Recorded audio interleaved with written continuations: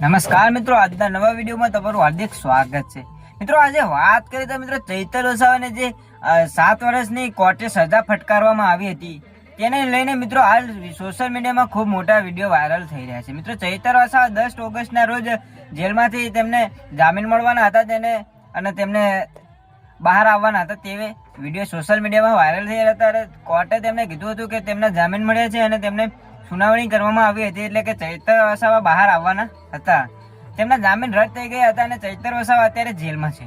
અત્યારે મિત્રો સોશિયલ મીડિયામાં એક વિડીયો ખૂબ વાયરલ થઈ રહ્યો છે કે મિત્રો ચૈતર વસાવા બહાર આવતા તેમને લોકોએ મારપીટ કરી છે. પણ મિત્રો આ વિડીયોમાં ખરેખર આપણે કહીએ ને તો કે મિત્રો ચૈતર વસાવા સાથે ફૂલ સપોર્ટ છે, ફૂલ આદિવાસી સમાજ એમને સપોર્ટ કરે છે, એટલે ચૈતર વસાવાને કશું જ થયું નથી.